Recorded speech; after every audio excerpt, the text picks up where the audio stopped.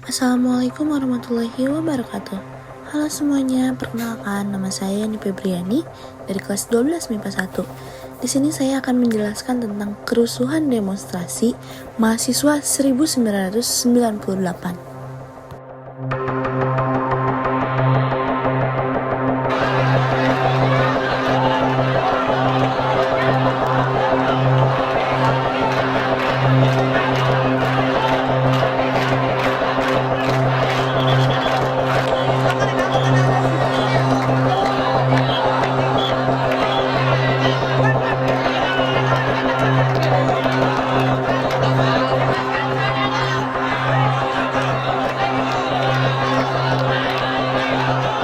Demo mahasiswa 1998. Gerakan Mahasiswa Indonesia 1998 adalah puncak gerakan mahasiswa dan gerakan rakyat pendukung demokrasi pada akhir dasawarsa 1960-an di Indonesia.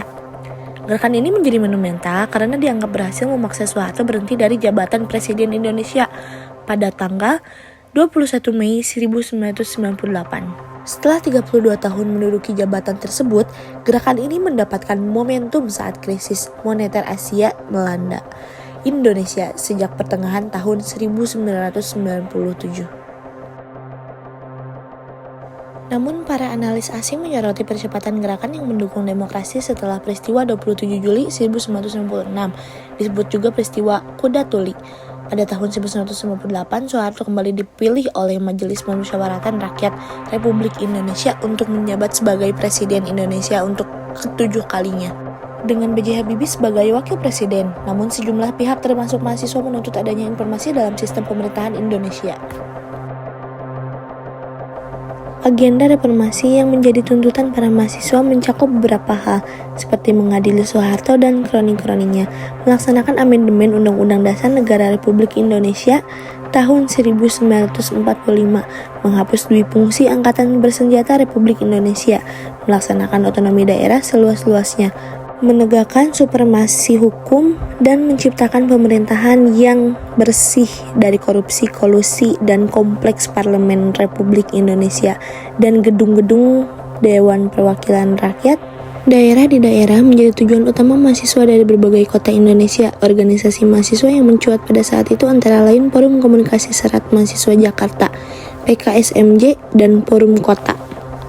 Meskipun salah satu agenda perjuangan mahasiswa yaitu menuntut lengsernya Soeharto berhasil, tetapi beberapa pihak menilai agenda reformasi belum tercapai.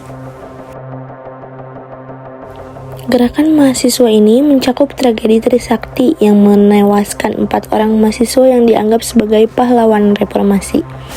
Setelah Soeharto mundur, kekerasan terhadap rakyat dan mahasiswa masih terjadi, yang antara lain mengakibatkan tragedi Semanggi yang berlangsung hingga 2 kali. Turunnya Soeharto memulai babak baru dalam kehidupan bangsa Indonesia, yaitu era reformasi.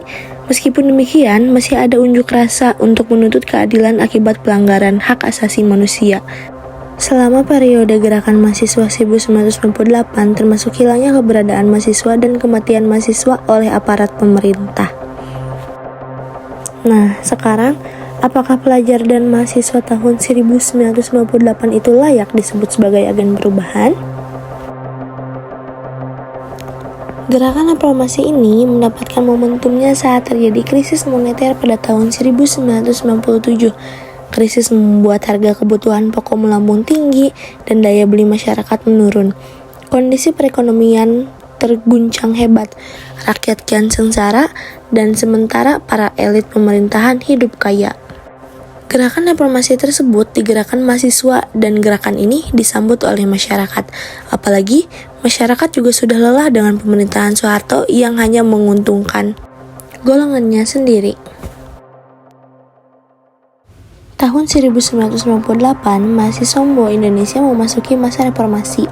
Posisi TNI jika dilihat dalam 2 gerakan yang terakhir selalu mendukung perubahan menuju Indonesia yang lebih baik, walaupun harus diakui bahwa prosesnya tidak selalu berjalan mulus.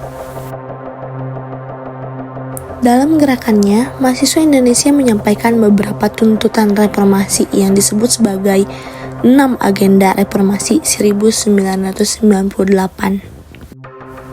Nah, ini beberapa hal yang dicanangkan oleh mahasiswa untuk melaksanakan reformasi tahun 1998 yang tertuang dalam 6 agenda reformasi.